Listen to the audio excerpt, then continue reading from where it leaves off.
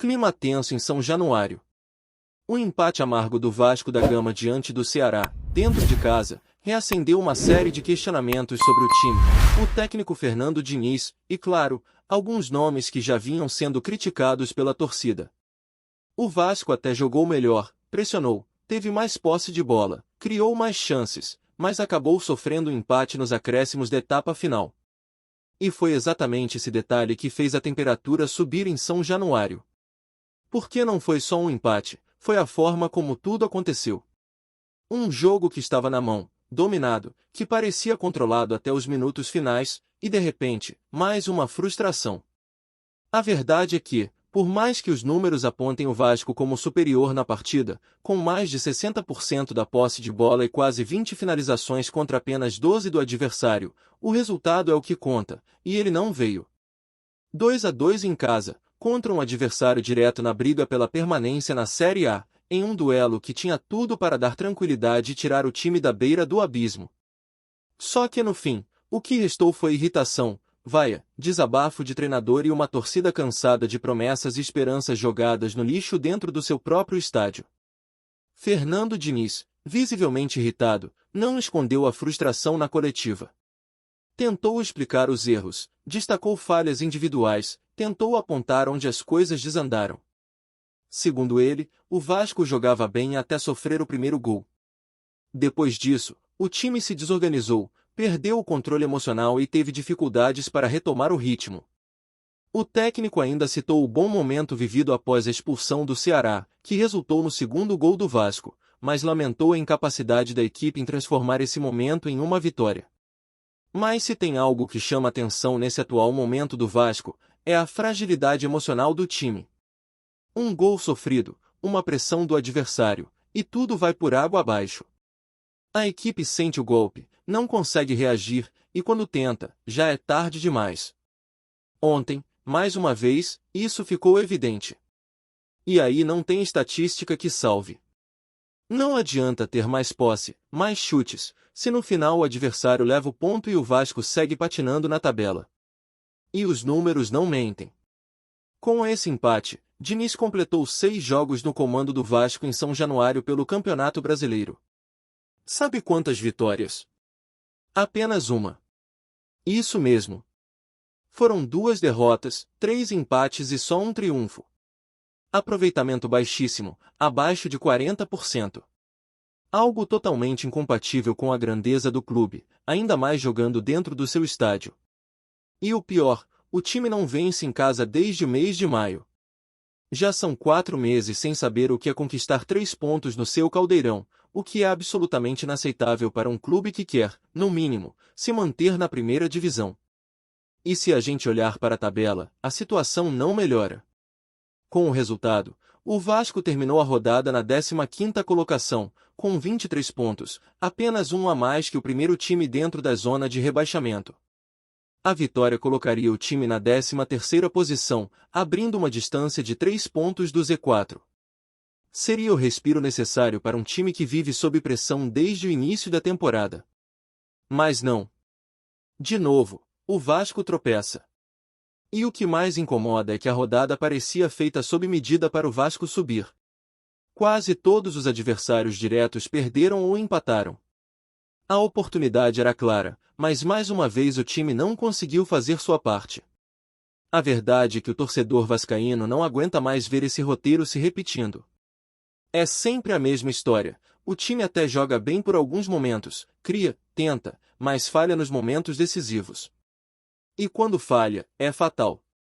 E foi assim de novo contra o Ceará. Quando tudo caminhava para uma vitória que daria fôlego, a defesa falha, o time desliga, e a bola entra.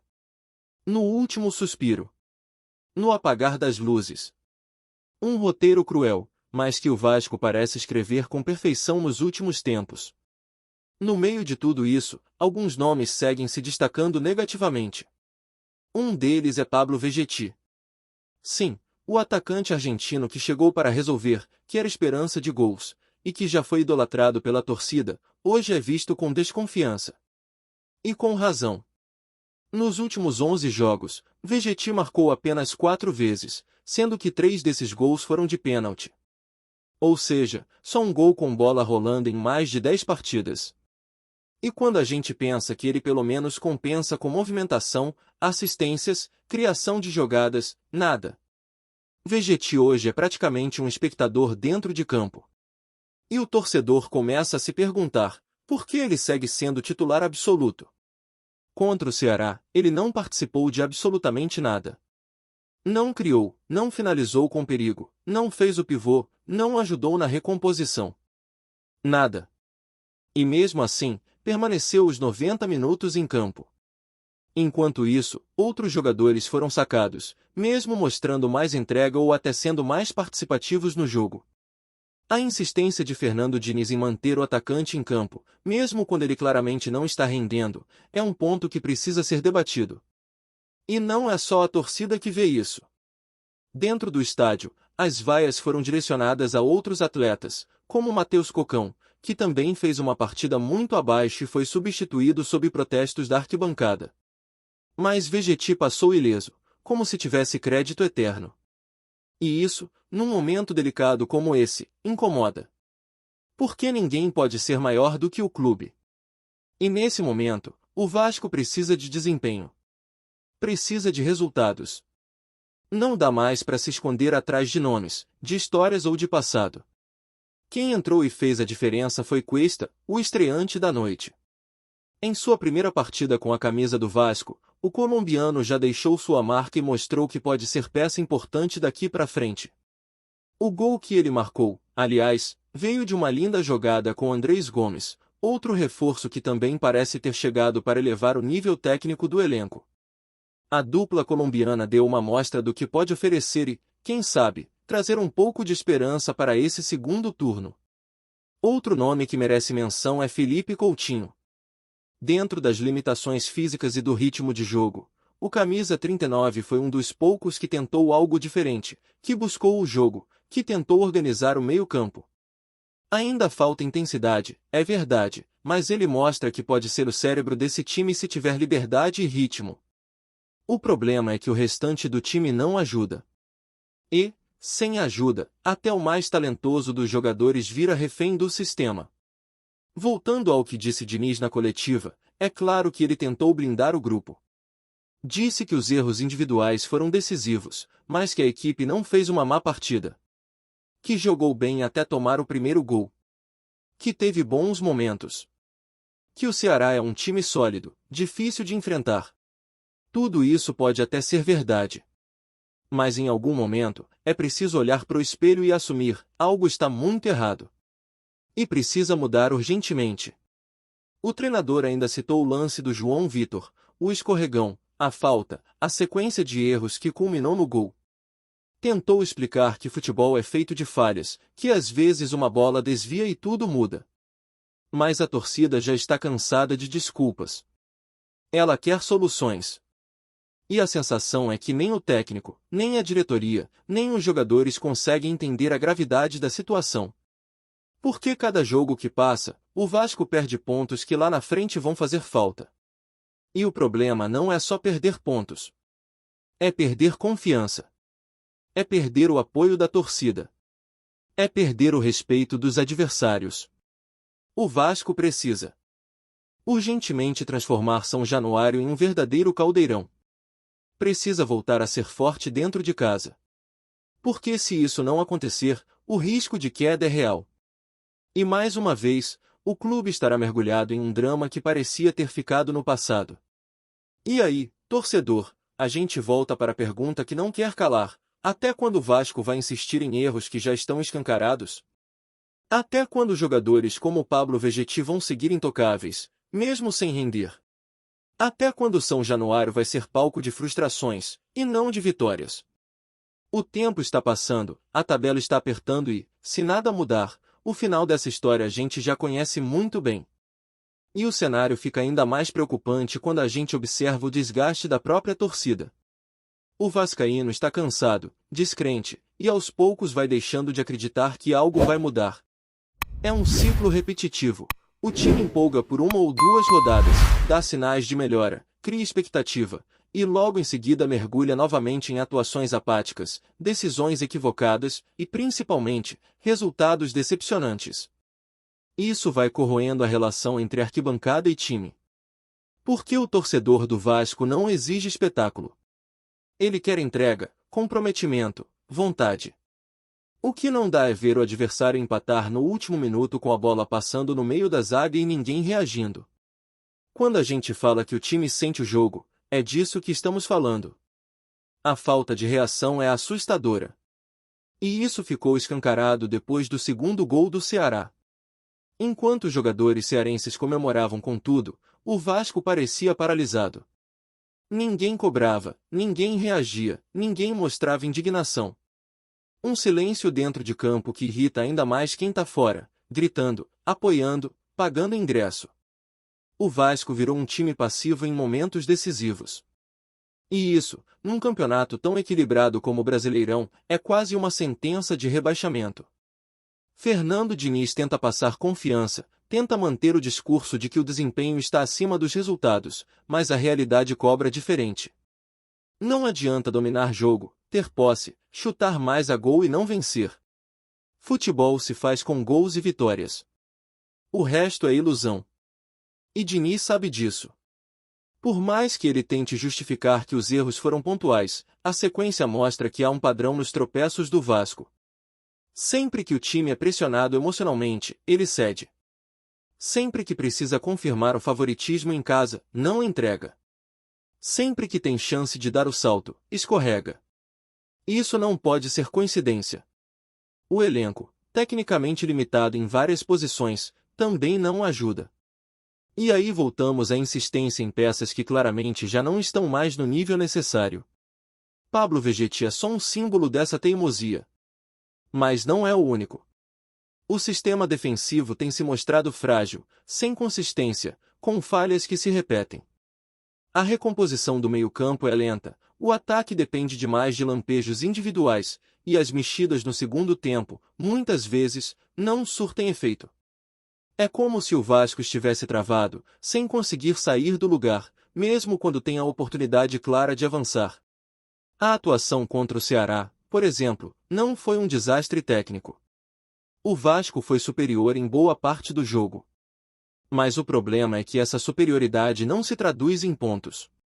E isso, no fim das contas, é o que define quem briga lá em cima e quem se afunda lá embaixo. O Ceará é um adversário direto.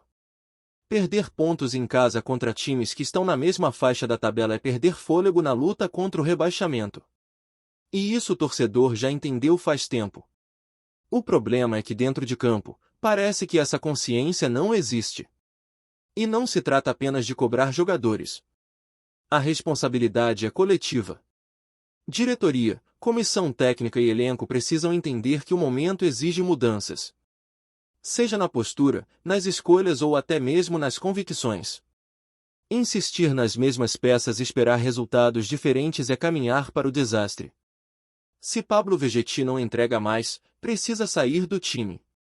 Se determinados jogadores estão claramente sem confiança, precisam de um tempo fora.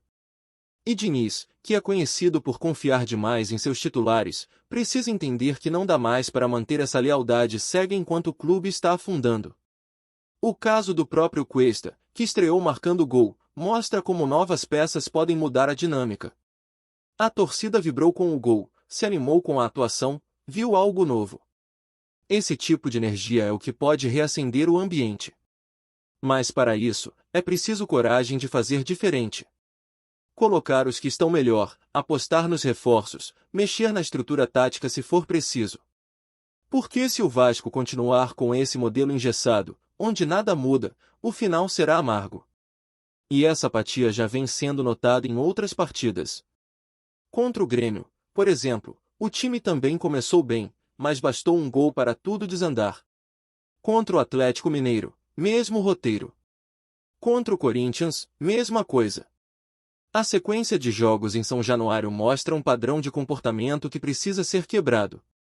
São partidas em que o Vasco começa bem, toma um gol, se desorganiza e não consegue reagir. Isso mostra que o problema não é só técnico. É psicológico. E um time emocionalmente instável em um campeonato longo como esse está fadado a sofrer até a última rodada. Outro ponto que não pode passar batido é o preparo físico. Muitos jogadores do Vasco estão visivelmente desgastados. Ontem, por exemplo, Coutinho e Nuno Moreira saíram por cansaço. São atletas que vinham dando algo diferente dentro de campo, mas que não aguentam um jogo inteiro. Isso limita o treinador nas opções e expõe ainda mais a fragilidade do elenco. A intensidade do time cai no segundo tempo, e com isso, o adversário cresce. Foi exatamente o que aconteceu contra o Ceará. O Vasco dominava, fez o segundo gol, teve chance de matar o jogo, mas cansou. E quem não tem perna, não tem força para segurar resultado. Enquanto isso, o torcedor segue perguntando onde estão os reforços prometidos, as soluções que a diretoria dizia que estavam chegando. Porque até agora, além de Cuesta e Andrés Gomes, pouca coisa mudou. O mercado está aí, outros clubes se movimentam, e o Vasco parece travado. E isso é perigosíssimo. Porque o elenco atual já deu sinais claros de que não tem fôlego para brigar com força até o final do campeonato. Se não houver reforços que cheguem para jogar e resolver, o risco de rebaixamento só vai aumentar. Antes de continuarmos, já te convidamos para se inscrever no canal Colina News e deixar seu like, assim você fica por dentro de todas as novidades do Vascão de forma exclusiva. Bora continuar! O clima no Vasco parece cada vez mais tenso. Nos bastidores do clube, fontes afirmam que o treinador Fernando Diniz teria perdido a paciência com o jovem atacante Ryan e já teria pedido oficialmente a sua saída. O episódio teria ocorrido após uma sequência de treinos em que Diniz se mostrou insatisfeito com a postura do jogador dentro e fora de campo. Segundo pessoas próximas ao vestiário, o treinador teria feito críticas duras ao desempenho do atleta, alegando falta de comprometimento e desatenção durante as atividades táticas. A cobrança, segundo relatos, foi tão intensa que deixou o ambiente no clube ainda mais conturbado, levantando rumores sobre possíveis negociações com outros times para a transferência do jogador. O nome de Ryan, até então uma promessa no elenco, agora estaria cercado de incertezas. Alguns companheiros demonstrariam preocupação com o clima interno, enquanto outros parecem mais próximos ao lado do treinador, compartilhando da visão de que mudanças seriam necessárias para o bom andamento do grupo. Nos corredores da colina, o burburinho é intenso, torcedores divididos entre apoiar a decisão de Diniz ou defender a manutenção do atacante. Ainda não há confirmação oficial sobre a saída de Ryan, mas especulações apontam que clubes de menor expressão já estariam sondando o jovem jogador, atentos à turbulência no Vasco. A diretoria, por ora, mantém silêncio, mas fontes internas indicam que uma reunião de emergência pode acontecer nos próximos dias para tentar apaziguar o clima e definir o futuro do atleta. Enquanto isso, a torcida se mantém ligada em cada gesto, cada entrevista e cada postagem nas redes sociais, aguardando respostas e imaginando como essa situação poderá impactar o restante da temporada. Uma coisa é certa, Fernando Diniz não costuma esconder suas opiniões, e se a decisão de pedir a saída de Ryan se concretizar, o impacto nos bastidores será sentido imediatamente. O rumor já circula com força, e todos os olhares agora se voltam para a colina histórica, onde cada treino e cada coletiva podem trazer novas pistas sobre o destino do jovem atacante. Fica a pergunta, Ryan seguirá no Vasco ou esse capítulo será apenas mais um no conturbado enredo do clube nos últimos anos? Trazemos notícias atualizadas do Vasco todos os dias. Inscreva-se no nosso canal e dê um like para continuar recebendo notícias exclusivas. Compartilhe também a sua opinião sobre essa notícia nos comentários, isso é muito importante para o Vasco da Gama. Até o próximo vídeo.